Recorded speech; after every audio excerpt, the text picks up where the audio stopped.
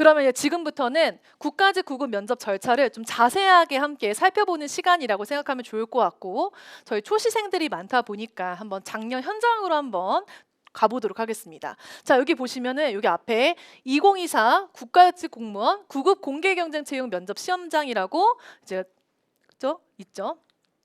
자, 여기가 킨텍스입니다. 여기 출입문이에요. 자, 저 입장을 하면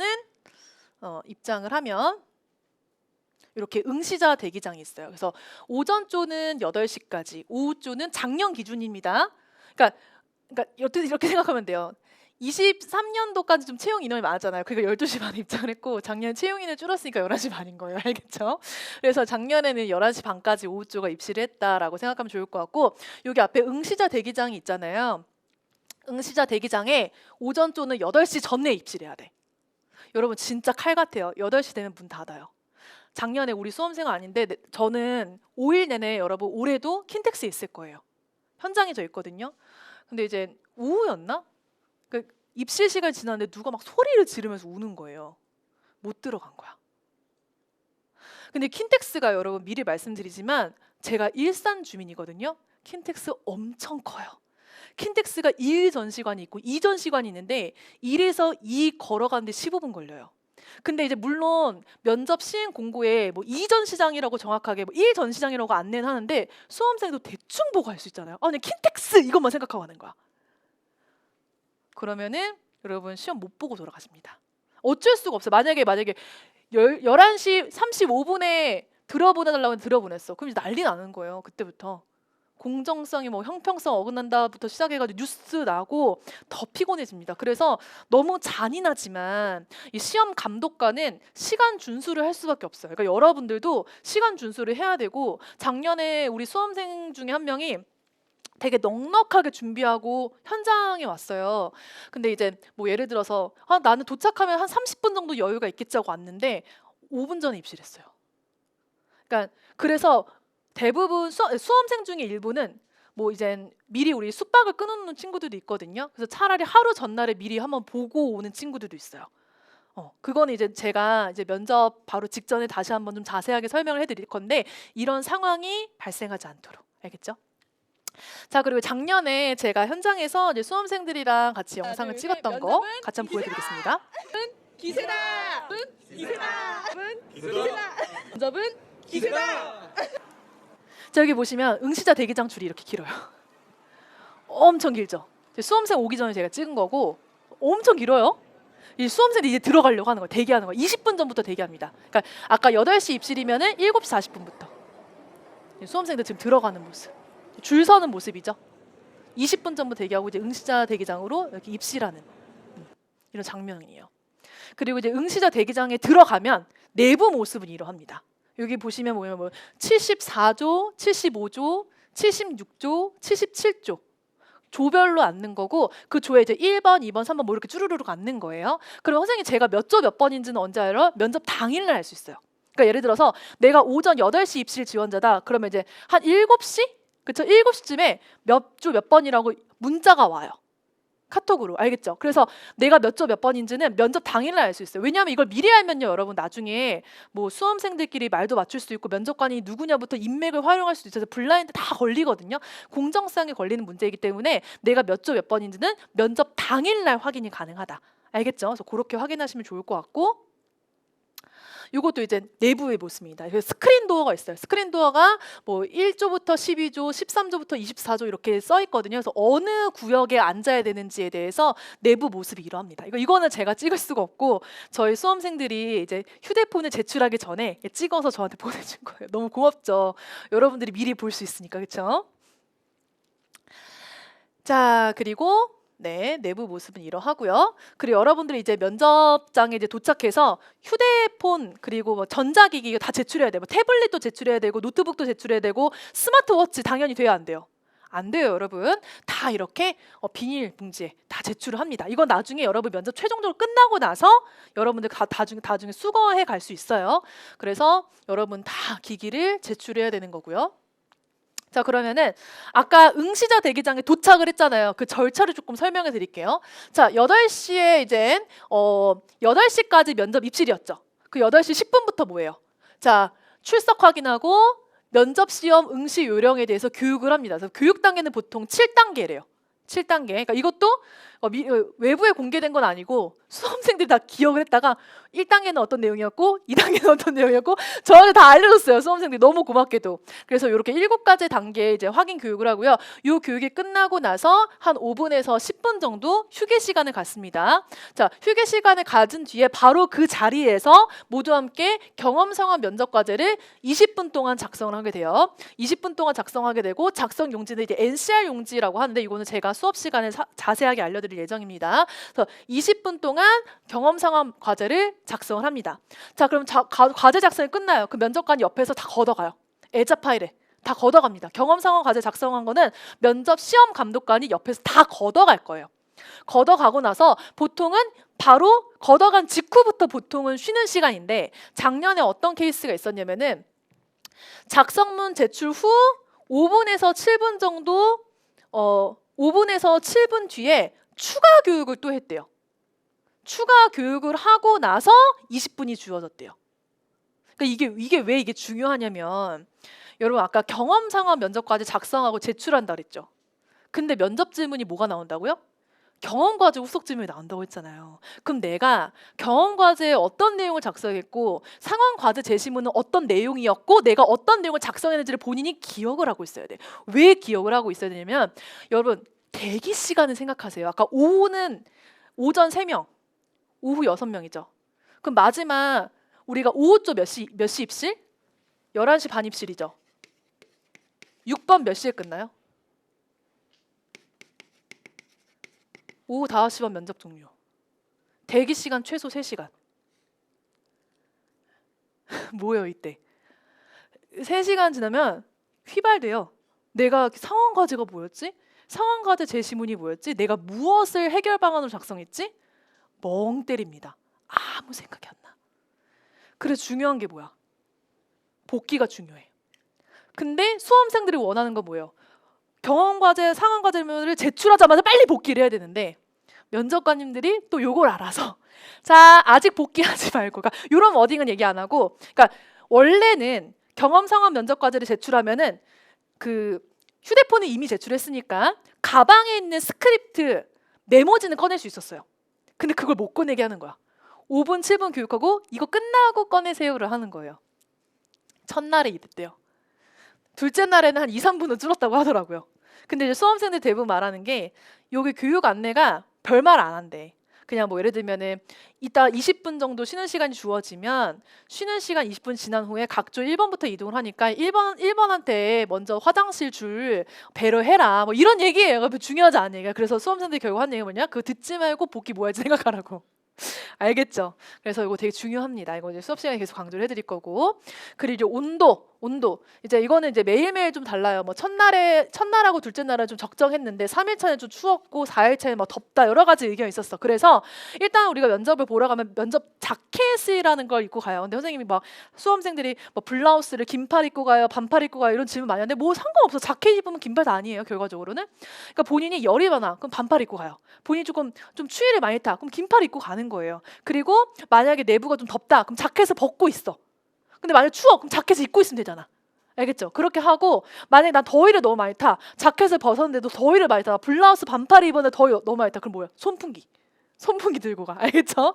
그렇게 하면 되는 거예요. 그래서 제가 실내 온도를 말씀을 드리는 건데 제가 이 얘기를 왜 하냐면 여러분들은 잘 모르겠어요. 근데 저는 개인적으로 이런 거에 되게 예민해요. 저 수능 볼 때도 이런 거 되게 예민했었고 그런 외부 환경 자극에 되게 예민한 게 저라서 이런 컨디션 유지에 전 되게 중요하다고 생각을 하거든요. 그리고 저는 학생들한테 얘기해요. 응시자 되기 전 들어갈 때까지 그냥 슬리퍼 신고 있으라고. 슬리퍼가 좀 그러면 크록스 신고 있으라고. 왜냐하면 이때 구두 안 신고 있어도 돼요. 이따가 5분 발표 작성 끝나고 나서도 구두를 갈아 신을 시간이 있거든요. 그 잠깐의 시간 동안에. 그래서 내가 만약에 발 불편한 게 힘들고 거슬리고 컨디션 유지에 좀 영향을 많이 줄 것 같으면 그냥 슬리퍼 신거나 운동화 신거나 크록스 신고 있으라고 해요. 이때 구두 안 신고 있어도 돼. 알겠죠? 그러니까 컨디션 유지를 굉장히 잘하는 게 너무너무 중요한 포인트고요. 그래서 그렇게 경험 상황 과제 작성하고 쉬는 시간까지 저희가 한번 살펴봤고요. 자, 그럼 이제 쉬는 시간이 끝나고 나서 각조 1번부터 어디로 가느냐? 각조 1번부터 이제 5분 발표 작성장으로 이동을 하게 됩니다. 그 5분 발표 작성장은 여기 보시면 면접장 내부 도면인데요. 자, 여기에서 1조 1번, 2조 1번, 3조 1번, 4조 1번, 5조 1번, 6조 1번 각 1번들이 여기 모여서 10분간 5분 발표 과제를 작성을 하는 거예요. 자, 그럼 10분간 5분 발표 과제를 작성하고 작성이 끝났어. 그럼 다른 두루루루 이동을 해. 그래서 뭐 49조부터 뭐 52조 몇 조까지는 요 테이블 위에다가 이제 짐 올려두고 여기서 이제 신발 또 갈아 신는 거야. 요때 한 대기 시간이 한 10분 정도 되거든요. 그래서 여기에 짐 두고 이젠 본인 차례가 되면은 여기 이제 면접관이 여기 있어요. 그 여기 발자국 표시가 있을 거야. 발자국 표시에 서서 각자 여기 파티션 앞에 서서 기다려. 그리고 차인벨이 삐 울리면 동시에 입장. 이렇게 들어가는 거예요. 그래서 개별 면접을 보는 장소하고 5분 발표를 작성하는 장소가 동일해요. 파티션 하나를 끼고 있어.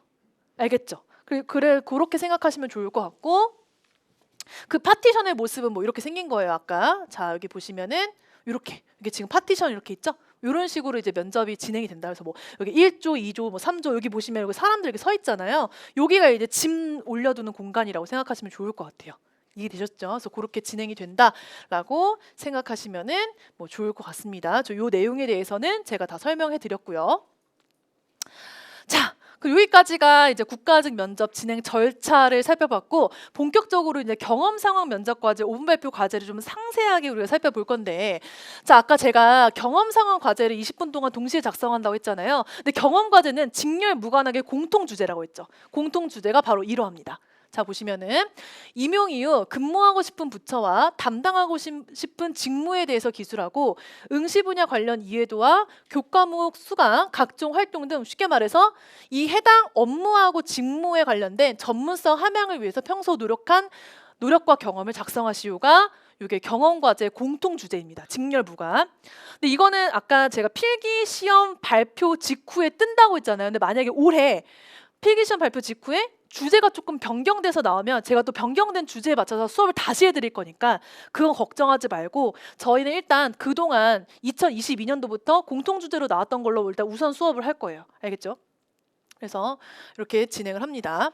그래서 우리는 네, 그렇기 때문에 우리가 희망하는 부처를 일단 정해야 돼. 자, 단일 부처는 부처를 정할 필요 있어 없어요? 없어요. 우정직은 우정사업 본부가 본인 부처잖아. 물론 우정직 같은 경우 내가 서울에 지원했냐 경인에 지원했냐에 따라서 서울청, 경인청으로 나뉘긴 하겠지만 우정직은 어쨌거나 우정사업 본부예요. 검찰직도 뭐예요? 대검찰청이잖아요. 그렇죠? 마수사도 마약수사직도 검찰청인 거예요. 알겠죠? 보호직은 우리가 보호직 법무부 소속이긴 하지만 교정본부라는 홈페이지가 따로 있어요. 이건 수업 시간에 보호직이 아니라 교정직 죄송해요. 교정직이 따로 있는데 단일 부처는 정해져 있어요. 근데 다섯 부처는 어디야? 일행, 그러니까 행정직들, 일반 행정, 그리고 또 뭐 있어? 경찰 행정도 경찰청이잖아요. 그리고 기술직들, 그렇죠? 다수 직렬이에요. 이 직렬들은 일단은 내가 부처를 정해야 돼. 그리고 부처 안에 조직도라는 게 있어요. 그 조직도 안에서 내가 어떤 조직도에 있는 업무를 담당하고 싶은지 일단 택일을 해야 돼요. 그리고 그 업무에 관련해서 막 이것저것 공부하고 그에 관련된 비슷한 유사 경험이 있는지를 서칭을 해서 내용을 기재하는 게 경험과제입니다. 그래서 아까 방금 저희가 쉬는 시간을 갖고 지금 설명을 시작하고 있잖아요. 아까 어떤 수험생이 저한테 와가지고 근데 저는 제가 지원한 직렬과 대학교 전공이 다르다. 어떻게 하냐 이런 질문을 받았어요. 근데 여러분 생각보다 많아요. 그거 걱정하지 마세요. 그건 제가 수업 시간에 여러분들이 지원한 직렬과 혹은 내가 희망하는 부처와 내가 대학교 전공이 다르더라도 연계해서 하는 방법은 제가 수업 시간에 설명해 드릴 거니까 그건 전혀 걱정할 필요가 없고, 또 이제 두 번째 질문이 뭐였냐면 저는 경험이 없어요. 전무해요. 막 이런 질문도 제가 받아요. 제가 수업을 매년 하다 보면은 대부분은 경험이 조금 뭐 아르바이트 경험이 있는 친구들도 있지만 어떤 친구는 경험이 정말 전무한 친구들도 있고, 특히 남성분 같은 경우는 제 경험은 군 경험밖에 없어요 하는 친구도 있단 말이에요. 걱정하지 마시고 그냥 한 개의 경험밖에 없다고 하더라도 그거를 제가 어떻게 쪼개서 극대화시킬 수 있는지도 제가 수업 시간에 안내를 해드릴 거고, 만약에 극대화를 시킬 만한 경험도 없다 그럼 그걸 대체할 수 있는 다른 방법도 있으니까 전혀 걱정하실 필요는 없을 것 같아요. 지금 여러분들이 걱정이 앞서더라도 그건 수업 시간에 같이 다뤄보면 되는 거고, 지금은 뭐예요? 내가 어떤 부처로 가고 싶은지 지금 내가 어떤 직무에 관심이 있는지를 선택하는 게 일단은 1순위다. 이해되셨죠? 그렇게 바라보면 좋을 것 같습니다. 그래서 이제 경험 분석 틀이라고 해서 내가 이 경험 분석 틀은 지금 할 건 아니에요. 나중에 수업 시간에도 이것도 어떻게 잘 경험 분석을 할 수 있는지를 설명해 드릴 건데, 내가 경험 분석을 잘해야 내가 희망하는 직무와 부처와 잘 연계를 할 수 있겠죠. 그래서 이렇게 확인하면 좋을 것 같고, 자, 경험 과제를 작성할 때 당연히 서술형으로 작성을 하는 게 아니라 개조식으로 작성을 하는 겁니다. 자, 개조식은 뭐냐면 쉽게 말해서 보고서형 작성 방식으로 생각하면 좋을 것 같아요. 지금 여러분이 보고 있는 거는 서술형입니다. 눈에 들어와요? 일기장 같죠? 면접관은 당연히 이게 뭐야 할 거예요. 면접관이 허구한 날 맨날 하는 게 뭐야? 보고서 작성하거든요. 공무원들이. 자, 이렇게 작성하는 게 맞습니다. 그래서 실제로 공직자가 보고서를 작성하는 양식을 따서 경험 과제와 상황 과제를 작성할 거예요. 그리고 경험 과제 작성 잘하면요, 면접관 칭찬도 받아요. 진짜. 그래서 우리 수험생 중에서 정말 칭찬받은 수험생 정말 많고, 경험 과제 질문할 게 없네? 이런 것까지 나왔어요. 그래서 경험 과제는 정말 잘 작성하면 일단 면접관이 딱 받아봤을 때 이 지원자 준비를 많이 했구나라는 게 긍정적인 이미지로 다가가기 때문에 굳이 부정적인 이미지가 아니라 긍정적인 이미지를 살려서 좋은 모습을 보여주는 게 어필의 기회인 것 같기도 합니다. 그래서 이렇게 작성을 할 겁니다. 자, 이렇게 작성을 하는 거고요. 그리고 오늘 제가 여러분들께 나와준 그 시크릿 3에도 우수 사례 작성 많으니까 직군별로 사례가 있거든요. 그래서 그거 살펴보시면 좋을 것 같아요. 자, 그리고 이제 경험 과제 후속 질문이 있는데, 이 후속 질문에도 패턴화가 된 게 있어요. 이 패턴화가 뭐예요? 제가 아까 얘기했던 면접관이 자주 물어보는 질문지가 있다 그랬죠. 그 질문지의 패턴을 의미합니다. 그래서 저희가 수업을 준비할 때는 자주 나오는 질문지 패턴을 바탕으로도 준비를 할 거예요. 기본형 질문으로. 이해되셨죠? 그래서 상세한 내용은 제가 수업 시간에 함께 다뤄보도록 하고요. 자, 다음으로는 이제 상황 과제 한번 살펴보도록 하겠습니다. 상황 과제는 제가 앞서 간단하게 설명드렸던 것처럼 요일별로 주제가 다르다고 했잖아요. 그래서 요일별로 다르고, 그리고 조금 달라진 게 뭐냐면 오전, 오후 주제가 공통이에요. 그러니까 만약에 내가 오늘이 4월 12일이잖아요. 4월 12일하고 4월 13일 날은 주제가 달라요. 유출이 될 수 있으니까. 하지만 4월 12일 오전하고 오후 주제는 같다. 이렇게 생각하면 좋을 것 같아요. 자, 여기서 뭘 유추할 수 있을까? 오전, 4월 12일 오전하고 오후 주제가 동일하대요. 그리고 오전은 1번부터 3번이고 4번부터 9번 6명이라고 했죠. 근데 주제가 동일하대. 유출되면 돼요, 안 돼요? 안 되죠. 돼요? 유출되면 안 되지. 오전 몇 시 입실? 8시 입실. 오후 몇 시 입실? 유출되면 안 되죠. 11시 30분까지 퇴실 못합니다. 오전. 그래도 1번은 마음 편하지. 그냥 끝나고 그냥 핸드폰 하면서 핸드폰도 못해. 퇴실할 그냥 편하게 그냥 기다리는 거예요. 잠도 좀 자고 3번 끝날 때까지. 그러니까 3번 끝날 때까지는 오전 쪽 퇴실 못해요. 이게 바뀌었어요. 이게 달라진 거예요, 지금. 그래서 11시 30분에 입실이 다 끝나고 뭐 이제 그들끼리 소통하겠죠. 퇴실해도 됩니다. 그러면 보통은 한 11시 40분쯤에 퇴실을 하더라고요. 그러니까 오전은 그게 좀 리스크가 있어요. 그리고 오후는 그냥 4번부터 9번까지 끝나는 순서대로 바로바로 퇴실. 이런 게 있습니다. 알겠죠? 그래서 일단은 오전, 오후 주제는 동일하고 요일별로는 주제 차이가 있고, 그리고 또 하나 달라진 거. 이게 매년 다르긴 하지만 매년마다 요일별로 면접을 같이 보는 직렬이 매년 좀 달라요. 뭐 올해는 일반 행정직끼리만 면접 봤다가 뭐 또 다른 애는 일반 행정직이랑 세무직이랑 같이 보고 뭐 이런 케이스가 있거든. 이거는 달라. 이건 몰라. 알 수가 없어. 근데 가끔 만약에 오늘 뭐 기술직도 같이 보고 오늘 행정직도 같이 보고 오늘 뭐 세무직도 같이 봐. 그러면 세 직군 모두 같은 주제가 아니라 주제가 한 2개로 나눠져요. 그런 건 좀 차이가 있습니다. 근데 그 주제가 꼭 직렬 맞춤은 아니라는 거죠. 알겠죠? 그래서 그렇게 살펴보면 좋을 것 같고, 예시 한번 볼게요. 이거 작년인데요. 작년 공안직군이에요. 교정직은 단독으로 봤습니다. 작년에. 교정직은 빠져있어요. 교정직은 작년 단독으로 봤고, 6월 3일 날 검찰보 철도경찰 마약수사가 같은 날에 면접을 봤거든요. 근데 제시문이 이거죠. 당신은 A부처 우수기관 포상 담당 주무관이다. 벌과금 미납자 검거 건수를 기산으로 우수기관 포상을 줄 우수기관을 선정해 왔는데 기관들이 징수액과 관할구역 인구 등을 반영할 선정 기준을 변경하라고 했다. 이거 뭐예요? 검찰 맞춤 아니거든요.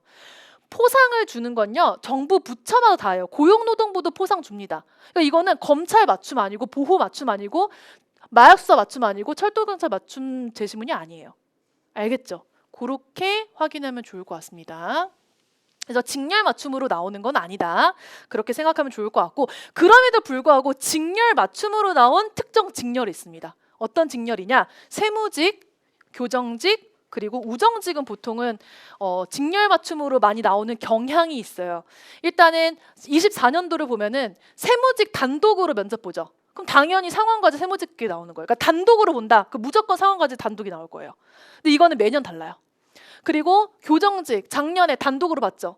교정직 단독 재심문이 나왔어요. 그리고 31일 날 우정직, 교육행정직, 경찰행정직 이렇게 세 직렬을 봤거든요. 근데 경찰행정 재심문 하나 그리고 우정직하고 교육행정직 재심문 이렇게 같은 게 나왔어요. 근데 교행이 있는데도 재심문은 우정직게 나왔어. 보통은 우정직이랑 붙어있으면 우정직 재심문을 받을 확률이 좀 높아요. 근데 이제 경찰행정은 단독 재심문이었다 했잖아요. 근데 이게 또 단독 재심문이었지만 경찰행정 맞춤은 아니기 때문에 제가 노란색 표시는 안 한 거예요. 알겠죠? 그리고 쭉쭉쭉쭉 이렇게. 그래서 거의 맞춤으로 나온 직렬은 무조건 세무하고 교정은 맞춤으로 나올 가능성이 99%고 우정직은 그렇게 나올 때도 있었고 안 나올 때도 있긴 있었거든요. 근데 우정직은 한 90%, 한 80에서 90%는 우정직도 거의 맞춤으로 나오는 편이다. 근데 안 그런 케이스도 있었어요. 우정직. 그리고 2023년도에는 교정직만 단독으로 이렇게 나왔어요. 그리고 22년도에는 세무, 우정은 단독으로 나왔다. 이렇게 생각하면 좋을 것 같습니다. 그래서 요 세 직렬은 좀 단독으로 많이 나올 확률이 높고 만약에 우리가 필기 합격자 발표 당일날 면접 순서가 이것도 오픈이 되거든요. 그때 알 수 있어요. 나 단독이네? 그럼 나 단독 재심문이 나오겠구나. 이렇게 유추해 볼 수 있어요. 이거는 필기 합격자 발표 당일날 확인이 가능해요. 이해되셨죠? 그래서 그렇게 우리가 유추를 해볼 수가 있다. 이렇게 생각하면 좋을 것 같습니다. 자, 이거는 상황과제 재심문 유형입니다. 그래서 이 유형 공부를 다 해야 돼요. 우리가 앞으로는 수업 시간 때. 그래서 이거는 제가 수업 시간 때 다양한 유형이 있기 때문에 이 유형별로 공부를 해서 해결 방안을 만들어가는 과정을 같이 만들어 갈 겁니다. 그래서 지금 눈으로만 확인해 보시면 좋을 것 같고. 자, 그리고 이제 아직 교재 구매는 안 하셨겠지만 교재 나중에 구매하시면 173페이지, 174페이지에 직렬별로 앞에서 제가 잠깐 스쳐 지나갔던 그 재심문 유형이 뭐가 나와 있는지가 다 나와 있어요. 어떤 주제 유형이 기출이 많이 나왔는지. 그럼 이거 제가 왜 써놨을까요? 이런 기출의 유형이 많이 나왔기 때문에 여러분들 직렬에서도 상황과제 재심문 유형이 많잖아요. 그럼 내가 우선순위를 정할 수 있겠죠. 만약에 내가 우정직이야. 근데 우정직이 만약에 외부 관민 갈등이 많이 나왔대. 그러면 우정직이 1순위로 공부할 거는 관민 갈등이 되는 거예요. 왜? 우리가 처음부터 면접 준비를 하는 친구들도 있지만 필기 합격 발표 직후부터 열심히 하는 친구들이 있고 그때부터 준비한 친구들이 있거든요. 그런 친구들에게는 공부의 우선순위라는 게 굉장히 중요하잖아요. 그렇기 때문에 내가 그동안 나왔던 기출 중에서 어떤 유형의 주제가 많이 나왔는지를 파악을 해서 공부를 체계적으로 진행하는 게 굉장히 중요합니다. 그렇죠? 이런 것들이 이제 상황과제입니다. 상황과제. 그래서 이런 주제를 받아보면 이거 관민 갈등에 관한 건데 주제 보고 답변 이렇게 적고 이런 걸 이제 앞으로 여러분들이 해 나갈 거예요.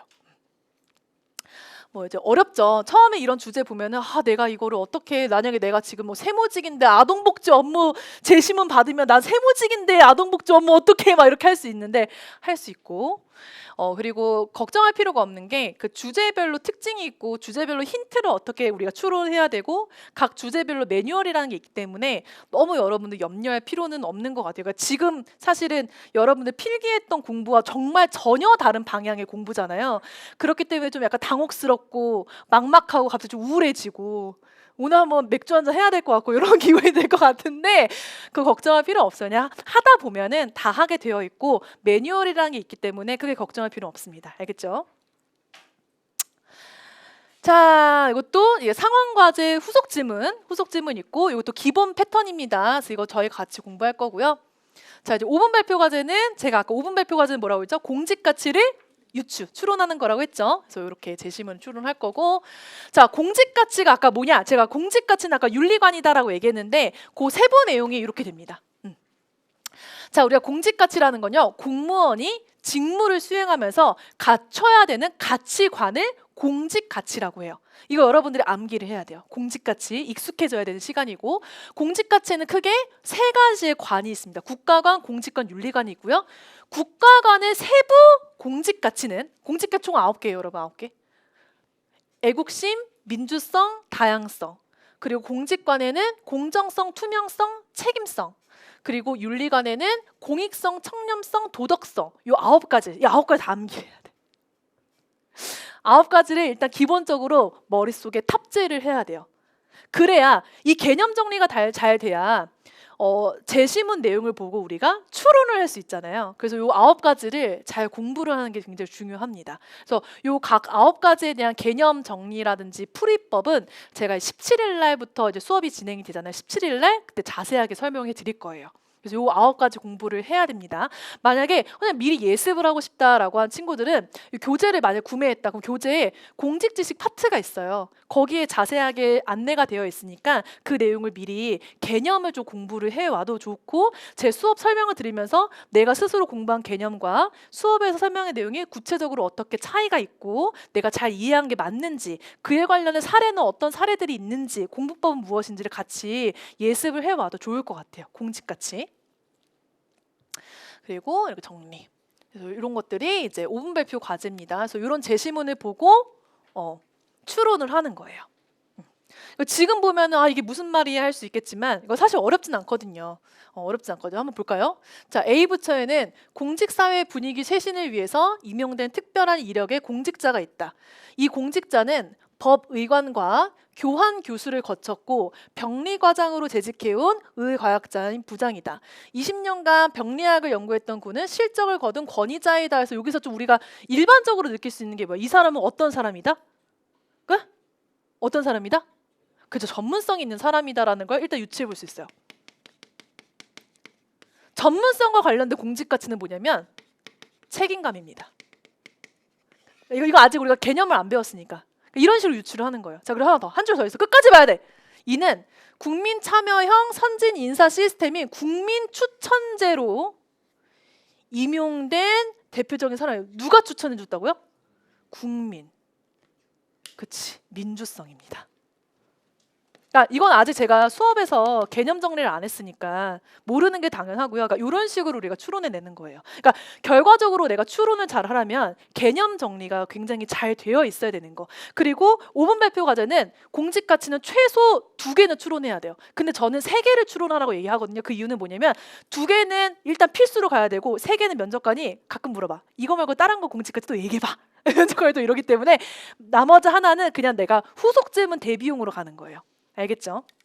그래서 이렇게 우리가 가는 겁니다. 그렇죠? 그럼 만약에 지금 2가지를 추론했잖아요. 선생님, 하나 더 추론하면 뭐가 있을까요? 그치, 공익성이 있습니다. 왜냐하면 이렇게 전문가를 국가에 임용을 한다는 거는 국가 시스템을 좀 더 전문적으로 바꿔서 국민들에게 기여한다는 거거든요. 그래서 공익성이란 키워드에 적합한데 좀 이런 말 하면 안 되겠지만 공익성은 어느 제시문에 다 됩니다. 그래서 그냥 공익성 어느 제시문에 다 어울리는 키워드구나라고 생각하면 좋을 것 같아요. 그런 식으로 가는 겁니다. 그래서 이렇게 추론을 해서 이제 발표문을 작성하고 내가 작성한 발표문을 바탕으로 5분 내외로 발표를 하는 거예요. 이해되셨죠? 그리고 발표를 암기해서 하는 거 아닙니다. 여러분 10분 동안 발표한 내용 어떻게 암기해요? 발표문을 보고 발표하는 겁니다. 알겠죠? 이렇게 진행하는 거고요. 네. 마찬가지로 이제 5분 발표 과제 후속 질문 패턴도 수업 시간에 같이 다 다뤄볼 겁니다. 그래서 패턴이 있는데 이 패턴은 수업 시간 때 좀 더 자세하게 우리가 살펴보도록 하면 될 것 같아요. 자, 여기까지가 이제 경험 과제, 상황 과제, 5분 발표 과제를 좀 간단하게 좀 맛보기를 좀 살펴봤고, 각 경험 과제의 직군별 우수 사례, 상황 과제 제시문, 답안지, 우수 사례 이런 거는 오늘 제가 나눠드린 시크릿 자료에 있습니다. 시크릿 자료 1, 3에 자세하게 여러분 나와 있으니까 오늘 오픈 입문 강의 마치고 한번 이렇게 미리 예습 차원에서 한번 둘러봐도 좋을 것 같아요. 자, 이렇게 해서 국가직 면접 절차에 대한 설명은 조금 마치게 되었는데 마지막으로 이제 교육 방식에 대해서 설명을 드리기 전에 제가 설명드린 내용에 대해서 혹시 질문 사항이라든지 혹은 잘 이해가 안 된다라든지 혹시 그런 거 있을까요? 너무 잘 이해가 됐어요? 오케이, 좋습니다. 자, 마지막으로 이제 뭐 교육 방식 뭐 다 이제 예측이 됐겠지만 기본적으로 저는 기본은 무조건 같이 공부를 하겠죠. 여기서 말한 기본이라는 건 뭐예요? 5분 발표 교육, 경험과제 작성법 교육, 상황과제 작성법 교육. 요 기본 안에 아까 저한테 질문을 하셨던 전공과 직렬과 다른데 경험이 없는데 어떻게 매칭할까요?가 다 저는 기본 교육 안에 들어가는 거예요. 그리고 후속 질문 같은 경우에도 기본적으로 60%에서 나왔던 그런 패턴도 다 기본 교육 안에 들어가는 거고요. 그래서 기본 교육으로 이렇게 진행이 되고 심화 교육으로 뭐가 들어가요? 이제 고난이도 교육이 들어가는 거죠. 고난이도 질문에 대한 어떤 질문 차별화된 답변이라든지 그리고 또 아까 얘기했던 것처럼 뭐 이제 경험 과제나 5분 발표 과제에서 내가 작성한 답안을 다른 유형의 질문으로 답변화를 우리 응용을 하는 거 그런 게 다 심화 과정 교육이 들어가는 겁니다. 그래서 그런 교육을 같이 병행해서 진행을 할 거예요. 그래서 여러분 헷갈리지 않게 체계적으로 진행을 할 거고 사실 커리큘럼이 좀 많습니다. 커리큘럼이 많아서 올해 물론 직렬마다 다르지만 이렇게 특히 일반 행정직 시험 많이 쉬웠다고 제가 들었어요. 그래서 점수표가 굉장히 높아서 많이 고민하고 있는 친구들이 있다는 걸 알고 있는데 이번에 일반 행정직 93?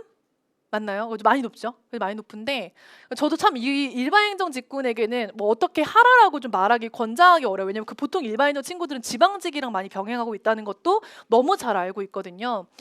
근데 만약에 본인이 조금 늦게 준비하면 후회할 거 조금이라도 약간이라도 후회할 것 같다라는 그런 좀 미련이 남을 것 같은 친구는 저는 차라리 먼저 좀 공부를 하라고 같이 이제 국가직 면접을 병행을 하라고 권장해 드리고 싶고 그 이유는 어차피 본인이 필기 떨어지면 전액 환불이 되잖아요. 그래서 준비를 하시고 대신에 지방직 시험도 같이 준비를 하기 때문에 지방직 시험을 준비하는 시험 공부와 그리고 면접 비율은 잘 구분하셔야겠죠. 그래서 그거는 제가 좀 노하우는 전수해 드릴 거예요. 그동안 저희 국가직 면접 준비하면서 대부분 지방직도 같이 준비하기 때문에 어떻게 내가 시간 조율을 해야 될지에 대해서 되게 많이 고민을 갖고 있는 수험생들이 굉장히 많거든요. 그래서 그거를 이제 매년마다 저도 많이 듣고 수험생들을 바라봤기 때문에 시간 조율을 어떻게 하면 좋을지 필기시험 발표 전까지는 어느 정도 선에서 준비를 해야 되고 필기 발표 직후는 어떻게 준비를 해야 되는지는 제가 수업 시간에 계속 설명해 드릴 거고 준비하는 방법도 안내해 드릴 거니까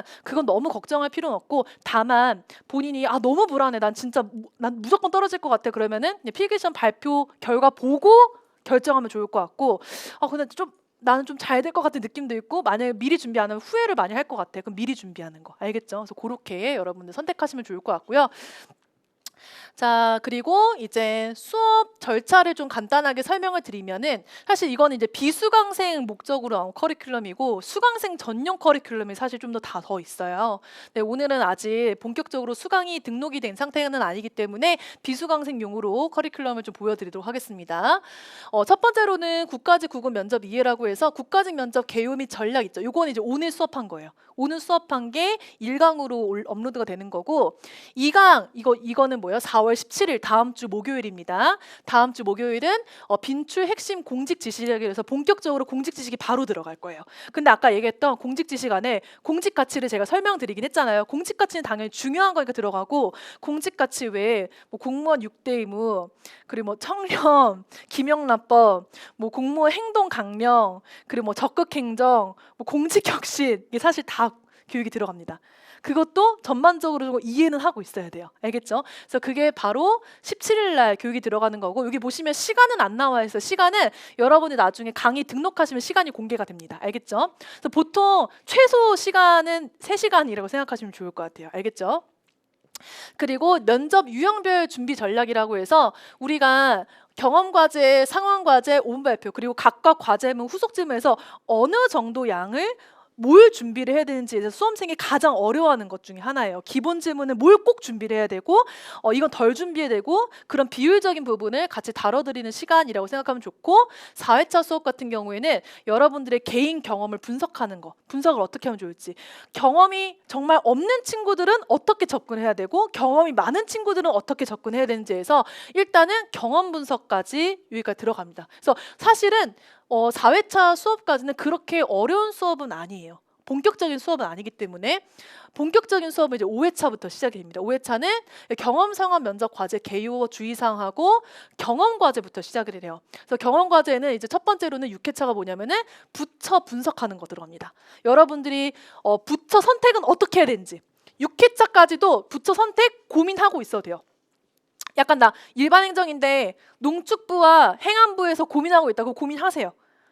지금 당장 바로 결정하지 않아도 돼요. 6회차까지는 그 조금 몇 개의 부처를 재고 있어야 돼요. 약간 간봐도 돼요. 알겠죠? 그냥 쭉쭉 둘러보기만 하세요.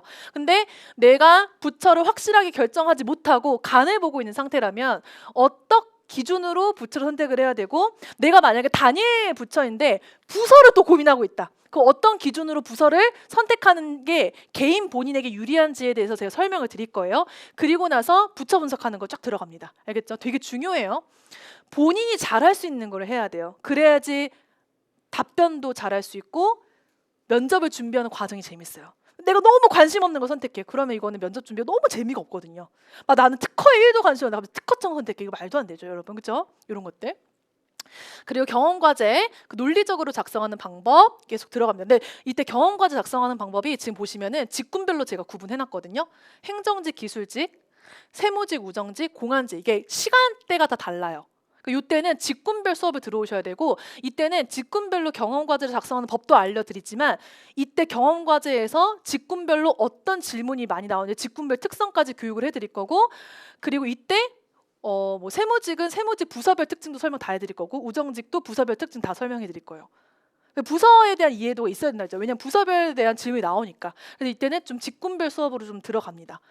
직군별 수업. 옛날에는 제가 부처 분석하는 걸 직군별 수업을 옛날에 했었는데 사실 이건 너무 어렵지 않은 거라서 오히려 여러분들에게 실무적이고 효율적인 게 경험 과제이더라고요. 그래서 이걸로 좀 수업 바꿨고 이렇게 진행이 될 거고.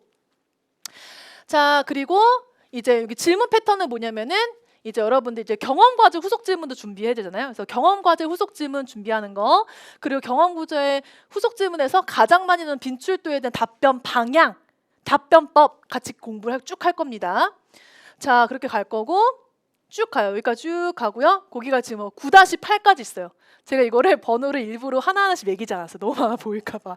그래서 9-1부터 9-8까지 이렇게 있고 자, 10회차 강의에는 상황 과제가 들어갑니다. 그래서 상황 과제 중에서도 아까 잠깐 스쳐 지나갔는데 기억하실지 모르겠지만 상황 과제 제시문 주제 유형이 되게 많아요. 근데 그 주제 유형에는 7급이 많이 받는 주제 유형이 있고 9급이 많이 마주치는 주제 유형이 있습니다.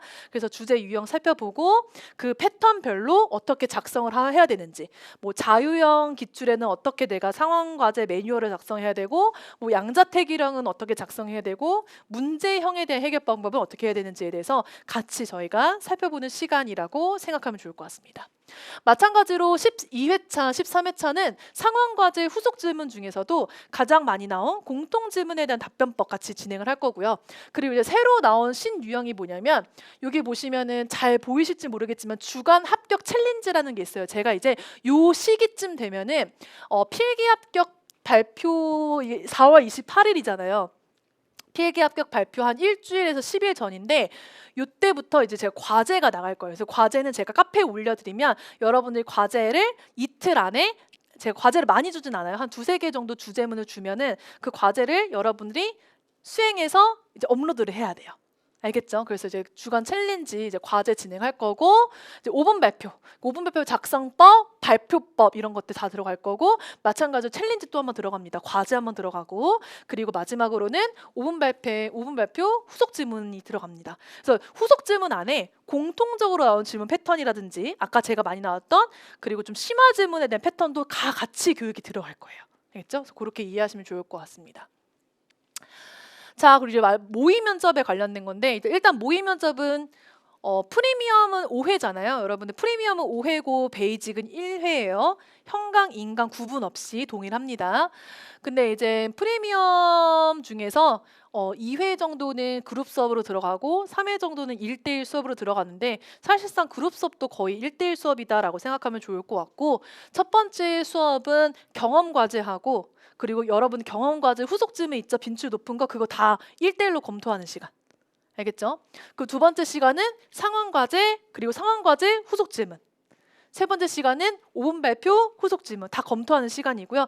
마지막 4회차, 5회차는 어느 정도 여러분 준비가 된 거예요. 이때 후속 질문을 다 준비하면 기본적으로 어느 정도는 한 60에서 70%는 개인적으로 준비가 된 상태거든요. 마지막 30%는 4, 5회차에서 채우는 건데 이때 어떻게 진행이 되면 현장이랑 동일하게 진행합니다. 그래서 제가 오전에 현장에 올 친구하고 오후에 현장에 와야 될 친구들 다 구분할 거예요. 면접장이랑 똑같이. 만약 오전은 제가 8시까지는 못하니까 9시나 10시까지 와라라고 할 거예요. 그럼 다 같이 와서 그 자리에서 제가 경험상 과제를 즉석으로 주면 즉석으로 작성을 하고 제가 다 걷어가요. 그리고 또 오후 발표 과제를 주고 그리고 즉석을 잡고 제가 다 걷어가지 않죠. 오후 발표는. 그러면서 한 사람씩 이렇게 돌아가면서 똑같이 면접 현장을 진행을 합니다. 그래서 면접 현장이랑 동일하게 구성을 해서 진행을 할 거고 아까처럼 요일별로 다르기도 했지만 직렬별로 상황과제 주제물이 좀 다르다고 했잖아요. 그래서 만약에 면접을 같이 보는 수험생 중에서 만약에 오늘 오전에 모인 수험생이 뭐 세무직도 있고 뭐 우정직도 있으면 직렬을 맞춰서 제가 제시문 또 드릴 거예요. 알겠죠? 그래서 그렇게 현장과 동일하게 진행이 되고 한 사람당 모의 훈련을 하는 시간은 30분 내외 이렇게 생각하시면 좋을 것 같습니다. 알겠죠? 그래서 그렇게 진행이 될 거고요. 자, 그리고 뭐 이제 교육 자료는 많아요. 그러니까 교육 자료는 걱정하지 않으셔도 됩니다. 뭐 면접 전까지 제대로 못 보는 친구들이 굉장히 많기 때문에 뭐 면접 복기, 뭐 기출, 뭐 전공 그리고 그 경험 과제, 상황 과제, 5분 발표에 대한 우수 사례집 이런 거는 전혀 걱정하지 않으셔도 돼요. 자료는 굉장히 많기 때문에 걱정하지 않으셔도 되고 과제 제공 들어가고 당연히 Q&A 들어가고 이제 스터디 모의 훈련 이렇게 해서 스터디도 제가 짜드릴 건데 보통 스터디를 제가 언제 짜드릴 거냐면은 그 저희가 4회차쯤에 제가 짜드릴 거예요. 4회차쯤에. 그러니까 2회차가 4월 17일이잖아요. 그래서 2회차, 4회차쯤에 제가 스터디를 좀 꾸려 드릴 겁니다. 그래서 스터디가 구성이 되고 나서 스터디별로 어떻게 진행을 해야 되는지 또 스터디 상담도 다 진행을 하고 그래서 그렇게 진행을 하도록 할게요. 아 그리고 스터디는 인강하고 현강 다 진행합니다. 베이직도 진행할 거고 프리미엄도 다 진행을 하니까 걱정하지 마시고요. 자 그리고 교재는 이제 다 앞서서 설명드렸으니까 교재 궁금하신 분들은 여기 앞에 교재 지금 있거든요. 그래서 교재 확인하시면 좋을 것 같습니다. 네. 일단은 오늘 입문 강의는 여기까지가 제 설명이었고요. 마지막으로 혹시 질문 있으신 분 있으실까요? 네. 많이 다른다는 게 후속 질문을 얘기하는 건가요? 아니면 준비해야 되는 어떤 경험 과제를 얘기해야 되는 건가요? 전반적으로? 당연히 다르다면 다르죠. 왜냐하면 일단 경험 과제만 살펴보면은 경찰행정은 지원 부처가 어디예요? 경찰청이잖아요. 그 경찰청은 단일 부처가 되는 거고 거기 안에서 내가 부서를 많이 정할 때 경찰행정이잖아요. 행정도 행정직이잖아요. 경찰 공무원이 아니잖아요. 그래서 보통 경찰행정직은 경험 과제를 작성할 때 정말 많이 작성하는 부서가 그 경리 그쪽으로 많이 행정이기 때문에 그렇게 가고 일반 행정 같은 경우는 너무 다수 부처예요. 그래서 내가 아까 얘기했던 것처럼 농축부로 가도 되고 농축부에 홍보과를 가도 되고 농축부에 뭐 반려동물과를 가도 되고 과계부를 가도 되고 고용노동부를 심지어 해도 돼요. 고용노동직이 있지만 일반 행정직인데도 고용노동부를 쓸 수도 있는 거예요. 알겠죠? 뭐 특허청을 써도 되고 상관없어요. 그런 게 조금 차이가 경험 과제에서 가장 큰 차이가 있고 그리고 상황 과제라든지 5분 발표 과제는 사실 큰 차이는 없죠. 그렇게 이해하면 좋을 것 같아요. 그리고 전공 질문 안 나오고 그렇게 생각하면 좋을 것 같습니다. 또 다른 질문 있을까요? 네. 네. 오, 그렇죠. 네, 그렇죠. 자, 요거 되게 중요한 질문인데 만약에 이제 현강을 듣는데 뭐 개인 사정으로 하루 이틀 뭐 빠지는 일이 생겼다 그러면은 보통 인강 업로드 시간이 만약에 제가 토요일 날 강의한 거는 차주 월요일이나 화요일 그 다음 주 월요일 화요일쯤에 업로드 되고요.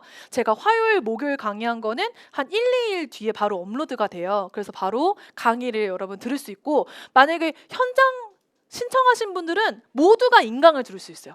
알겠죠? 인강 신청하신 분들은 다 인강만 듣겠지만 현강 신청하신 분은 현장도 나올 수 있고 인강도 들을 수 있고 이게 일석이조입니다. 알겠죠? 근데 만약에 내가 현강하고 인강을 좀 고민하고 있다.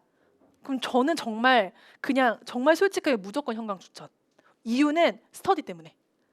왜냐하면 현장의 스터디의 그런 현장감은 인강이 조금 따라가기가 버거워요. 왜냐면 현장 친구들은 매번 대면하고 만나서 얘기하고 밥도 같이 먹고 하니까 유대 관계가 굉장히 잘 형성이 되거든요. 그러다 보니까 스터디도 그냥 일주일에 2일 정도만 할 만한 게 한 4, 5일까지 가기도 하고 뭐 일주일에 2번만 하더라도 같이 함께하는 시간이 길어요. 그리고 또 아무래도 유대 관계가 끈끈하게 만들어졌기 때문에 내가 조금 뭐 도와줘야 될 친구 있으면 정말 다 도와주기도 하고 그래서 좀 스터디가 인강도 물론 잘 되긴 하지만 현강이 인강 대비 굉장히 활성화가 잘 되어 있어요. 그래서 만약에 좀 고민하고 있는 상황이면 저는 무조건 현강 추천하고 근데 보통 고민하는 친구들의 이유가 보통은 그거예요. 거리. 내가 살고 있는 지역이 수원인데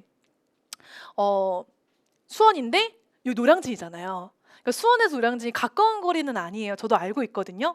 근데 고민 많이 하시는데 현강으로 오시면 후회를 안 해요. 그래서 저희 작년에는 부산에 사는데 현강에 오셔가지고 집 여기 근처에다가 면접 시간 동안 집 구해놓고 수업 들어 오시는 분들도 있었고 강원도에서 맨날 고속버스 타고 오시는 분들도 있었어요.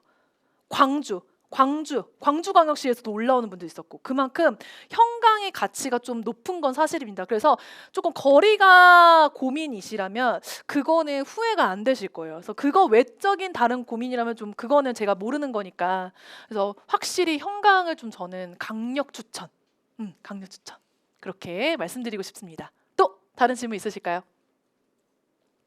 네.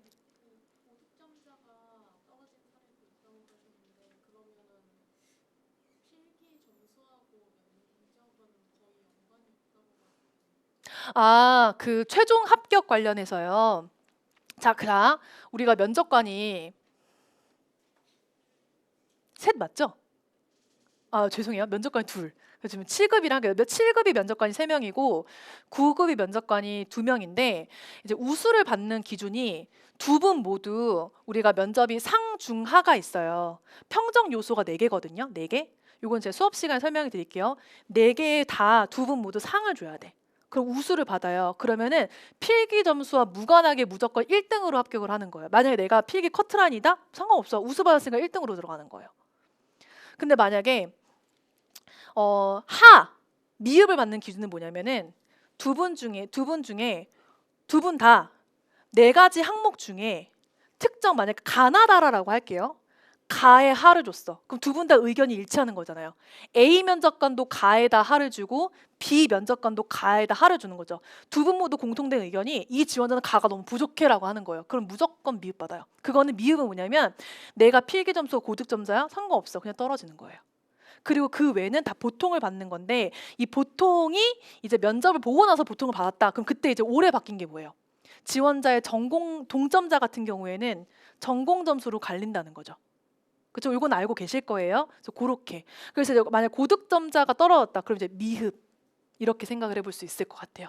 근데 미흡의 기준은 그러니까 저는 이제 이거를 객관적으로 말씀드리긴 참 어려워요. 제가 이제 여러분들이 1대1 면접을 하면은 이렇게 하면 미흡 나오겠다는 게 확 느껴지긴 하는데 이게 절대 평가로 이제 이게 항목표로 있는 게 아니잖아요. 그래서 어떻게 말하면은 미흡이다. 라고 정확하게 지금 공개된 강의에선 좀 얘기하기 힘든데 그건 제가 1대1이라든지 수업 시간 때 좀 설명을 해드릴 거예요.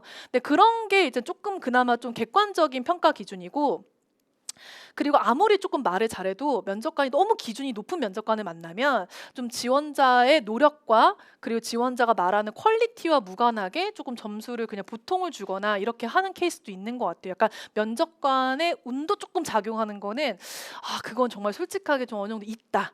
라고 말씀드릴 수밖에 없는데, 근데 그거는 저희가 어떻게 할 수 없는 거잖아요 지금. 그래서 그냥 열심히 하는 방법밖에 없는 것 같아요. 또 질문 있으실까요? 없어요? 오케이.